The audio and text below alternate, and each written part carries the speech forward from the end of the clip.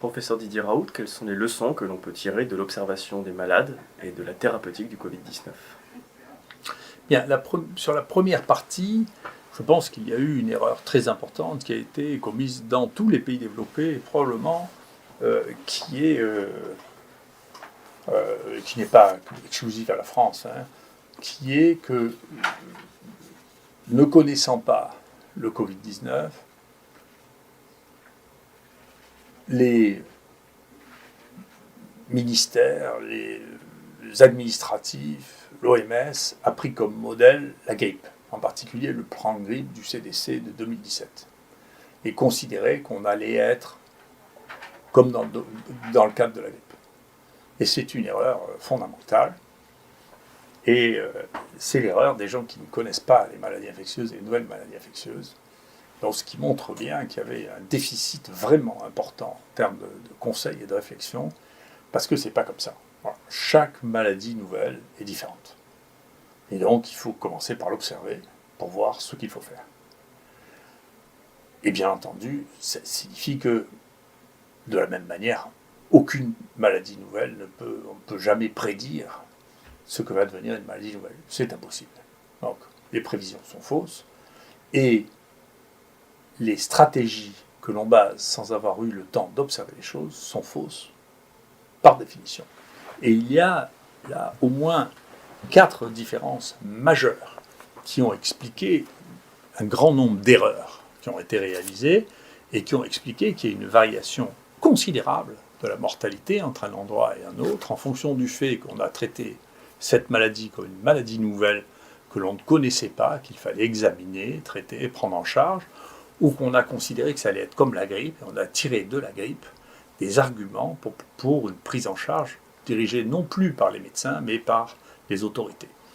Ce qu'il y avait de radicalement différent dans cette maladie, c'est que le signe le plus spécifique n'a pas fait du tout partie des signes que l'on recherchait au départ, c'est la perte du goût et de l'odorat. Maintenant, on sait qu'il y a 60% des gens qui perdent le goût ou l'odorat pendant cette maladie. Ça n'était dans aucun des signes de reconnaissance de cette maladie, parce que simplement, personne n'avait observé le malade. Nous, premier couple de malades qu'on a eu, on a vu qu'il y en a un qui s'est plaint spontanément de plus sentir les odeurs. Donc il fallait regarder les malades, et pour ça, il fallait faire du diagnostic. Ce n'est pas la seule maladie dans laquelle il y a une perte de l'odorat. Il y en a une qui est bien connue, c'est par influenza 3. Et donc, ce n'est pas spécifique. C'est très fréquent dans cette maladie, plus que dans les autres. Mais en ce moment, on sait qu'il y a du parainfluenza 3 qui revient. C'est une maladie qui a une petite épidémie au printemps et une petite épidémie en automne.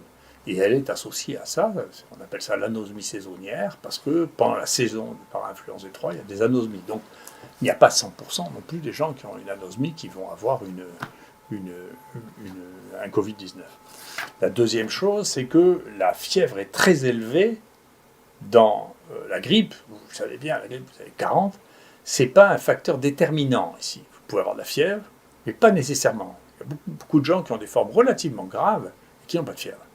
Donc vous ne pouvez pas vous baser non plus, vous voyez, toute la base au départ était sur le diagnostic, c'est les gens qui ont une fièvre très élevée et tout.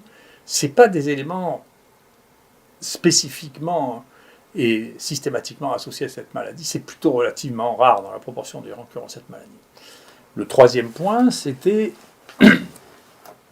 le signe de gravité des pneumonies et de la grippe en particulier, c'est l'essoufflement. On voit que vous commencez à avoir des difficultés respiratoires quand vous commencez à être essoufflé. Ce n'est pas le cas non plus dans cette maladie. Très fréquemment, vous avez déjà des taux d'oxygène extrêmement bas dans le sang, et vous n'êtes pas essoufflé. Quand vous commencez à avoir des difficultés à respirer, vous êtes pratiquement au stade de la réanimation, c'est ce qu'on a appelé l'hypoxie heureuse, qu'on a décrit, tout ça sont des choses qu'on a décrites. Et enfin, ce qui était original à cette maladie, c'était les troubles de la coagulation. C'est-à-dire il y a les thromboses, il y a les thromboses veineuses, il y a les embolies pulmonaires. Une grande partie des problèmes pulmonaires étaient liés à des micro-embolies pulmonaires, c'est-à-dire des thromboses à cause de ces troubles de la coagulation qu'il faut détecter chez les malades, y compris ceux qui ont l'air d'être bien.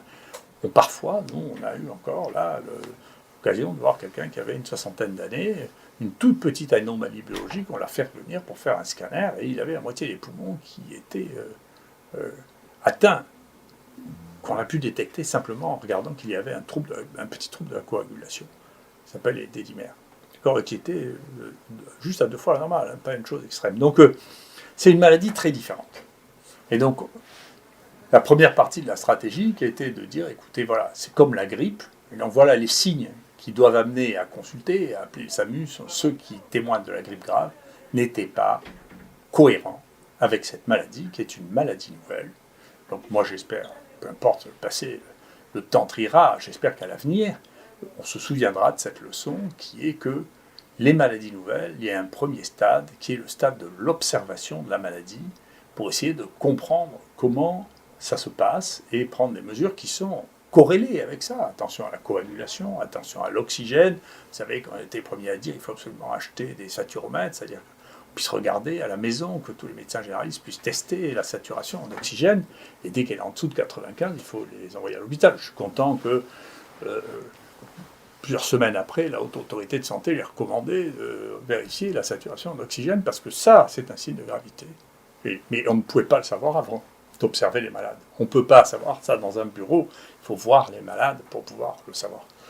Et ensuite, à partir de ces données, nous, on a collecté ces papiers qu'on a fait, qui nous a amené à faire une revue qui a été acceptée, qui va être publiée. Ça sera la deuxième revue de cette nature-là, avec une revue qui est sortie dans l'American Journal of Medicine, qui explique les différentes phases de la maladie et qui y met la place de l'hydroxychloroquine. Donc, je ne sais pas, ces 2 papiers de revue internationale qui montrent que l'hydroxychloroquine est utilisable à un stade ou à un autre. Alors, ces différents stades sont le premier stade est un stade où c'est le virus qui se multiplie.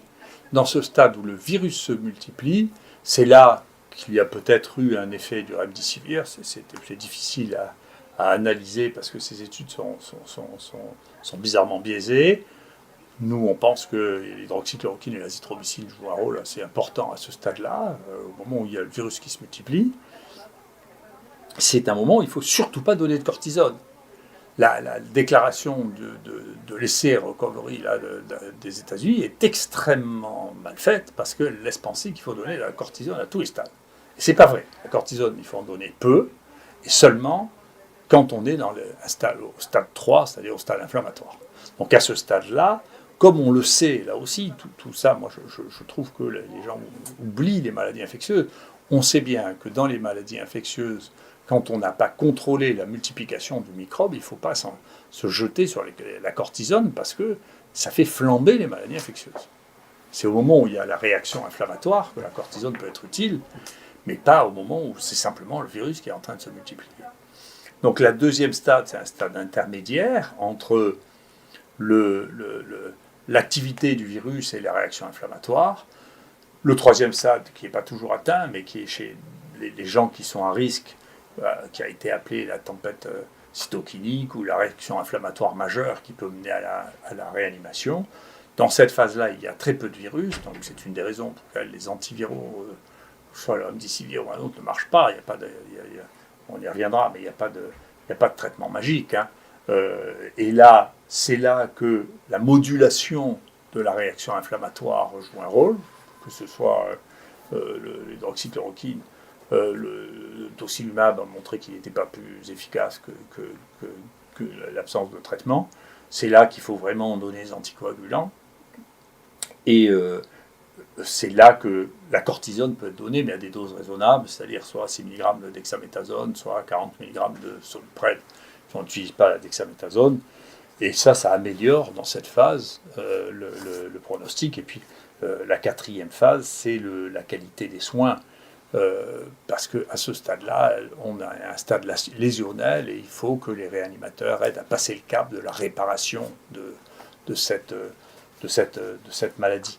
Donc cette réflexion, on l'a amenée sur maintenant le nombre de malades qu'on a eu. On a eu 1800 patients hospitalisés. On a fait une très grosse étude de 3700 personnes dans laquelle il y a 1 million de données.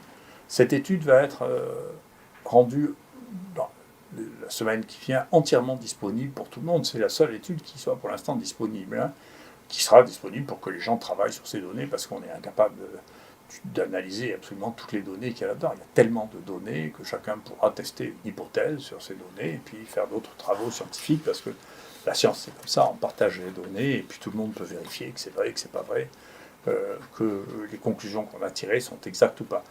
Mais donc voilà l'état de la situation.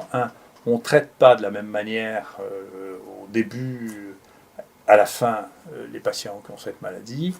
On ne peut pas deviner ce que vont être les symptômes ou la présentation clinique d'une maladie que l'on ne connaît pas, donc on ne peut pas restreindre, c'est ce qui a été fait, hein, l'accès au diagnostic à des gens qui ont un tableau de grippe grave, parce que c'est pas comme ça que ça se présente. Et enfin, on apprend au fur et à mesure, et la qualité des soins maintenant, avec une prise en charge précoce avec l'oxygène, avec les anticoagulants, avec nous, ici on pense en plus le traitement qu'on donne, mais y compris si on ne donne pas ce traitement-là, c'est beaucoup amélioré du fait qu'on connaît mieux la maladie, hein, et que donc avec une prise en charge correcte, en principe il ne devrait y avoir que des gens, que des gens qui ont des facteurs de risque considérables et donc une espérance de vie faible qui devraient mourir de ça.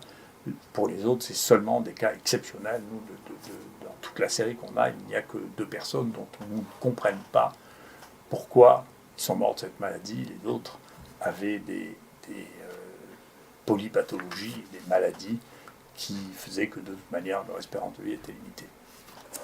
Merci beaucoup.